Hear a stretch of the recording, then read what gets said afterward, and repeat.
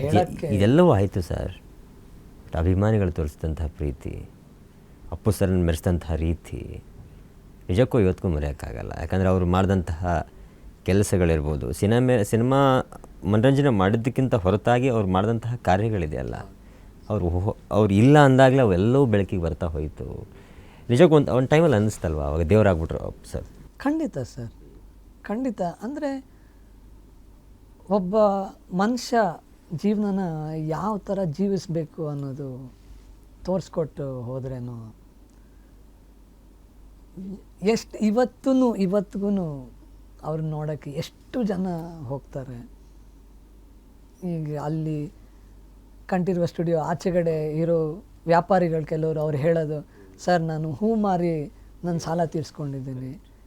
ನಾನು ಯಾರೋ ಒಂದು ಸಣ್ಣದೊಂದು ಆಟ ಸಾಮಾನು ಅಂಗಡಿ ಹಾಕ್ಕೊಂಡಿದ್ದಾರೆ, ಕೆಲವುದು ಮೊಬೈಲ್ ಕವರ್ಸು ಅದು ಇದೆಲ್ಲ, ಕೆಲವರು ಫೋಟೋಗಳದೇ.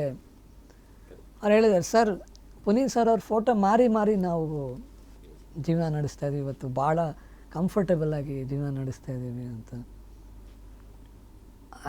ಆಮೇಲೆ ಇನ್ನೊಂದು, ಅಲ್ಲಿ ನಮ್ಮ ತಾತ ನಮ್ಮ ಅಜ್ಜಿ ಅವ್ರ ಪಕ್ಕ ಈಗ ಅವರು ಮಲಗಿರೋದು. ಯಾರಿಗೆ, ನನಗೆ ಒಂದೊಂಥರ ತುಂಬ ಸ್ಪಿರಿಚುವಲಾಗಿ ಯೋಚನೆ ಮಾಡಿದ್ರೆ ಯಾರಿಗಿಂತ ಭಾಗ್ಯ ಸಿಗುತ್ತೆ. ಬೇಡವಾಗಿತ್ತು, ಆ ಭಾಗ್ಯ ಬೇಡವಾಗಿತ್ತು, ಬಟ್ ಆದ್ರೂ ಎಲ್ಲೋ ಒಂದು ಕಡೆ ಯೋಚನೆ ಮಾಡಿದ್ರೆ ಏನು ದೇವ್ರ ಆಟ ಯಾವ ಥರ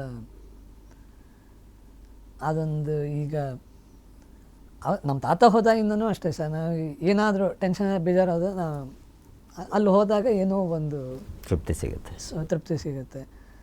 3 ಜನದ್ದು ಸಮಾಧಿ ಮೇಲೆ ನಾನು ಅಲ್ಲಿ ಹೋಗಿ ಕೂತ್ಕೊಂಡ್ರೆ ಅವರು ನನ್ನನ್ನು ಕೂರಿಸ್ಕೊಂಡಿದ್ದಾರೇನೋ ಅನ್ನೋ ಒಂದು ಆತ್ಮತೃಪ್ತಿ, ಸಮಾಧಾನ.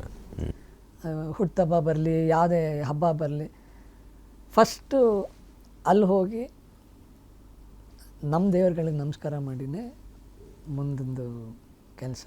ಆಮೇಲೆ ಯಾವುದೇ ಒಳ್ಳೆ ಇಲ್ಲ ಹೊಸದಾಗಿ ಕೆಲಸ ಶುರು ಮಾಡೋಕ್ಕೆ ಮುಂಚೆನೂ ಫಸ್ಟು ಇಲ್ಲ ಅಭಿಮಾನಿಗಳ ಒಂಥರ ದೇವಸ್ಥಾನ ಆಗ್ಬಿಟ್ಟಿದೆ ಸರ್ ಅದರಲ್ಲಿ.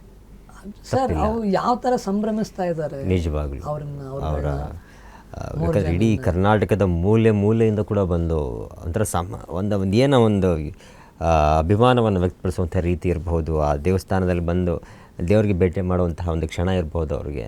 ನಿಜಕ್ಕೂ ಒಂಥರ ಒಂದು ಅಪರೂಪ ಅಂತಲೇ ಸರ್. ಅದು ಭಾಳ ಒಂದು ಒಳ್ಳೆ ಪಾಯಿಂಟ್ ಹೇಳಿದೆ ನೀವು. ಥ್ರೂ ಔಟ್ ಕರ್ನಾಟಕದಿಂದ ಬರ್ತದೆ. ನಾವು ಹೋದಾಗೆಲ್ಲ ಯಾರು ಸಿಕ್ಕಿದಾಗ ಹೇಳಿ, ನೀವೇ ಒಬ್ಬೊಬ್ರು ಗದಗ ಅಂತಾರೆ, ಒಬ್ಬರು ಕೊಪ್ಪಳ ಅಂತಾರೆ, ಹೊಸಪೇಟೆ ಅಂತಾರೆ, ಮೈಸೂರು ಅಂತಾರೆ, ಮದ್ದೂರು, ಮಂಡ್ಯ, ಬೀದರು, ರಾಯಚೂರು, ಎಲ್ಲ ಮೂಲೆಗಳಿಂದನೂ ಬಂದು ಆ್ಯಂಡ್ ಬೇರೆ ಸ್ಟೇಟ್ಗಳಿಂದನೂ ಬರೋ ಟೂರಿಸ್ಟ್ ಎಷ್ಟೋ ಜನ ಬೆಂಗಳೂರಿಗೆ ಆ್ಯಸ್ ಟೂರಿಸ್ಟ್ ಬರೋರು ಬಂದು ಅಲ್ಲಿ ನೋಡಿಕೊಂಡು. ಆ್ಯಂಡ್ ಮಾಮನಂತೂ ಯಾವುದೋ ಮಧುರೈ ದೇವಸ್ಥಾನ ಎಲ್ಲೋ ಅಲ್ಲಿ ಫೋಟೋ ಇಟ್ಟು ಆವಾಗ ಪೂಜೆ ಮಾಡಿರೋದು.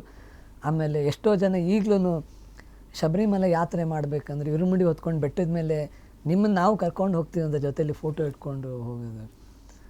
ಅದೆಲ್ಲ ನೋಡಿದ್ರೆ ಎಷ್ಟು ಹೆಮ್ಮೆ ಅನಿಸುತ್ತೆ ಅಂದರೆ ಅದು ಹೇಳೋಕ್ಕಾಗಲ್ಲ ಸರ್.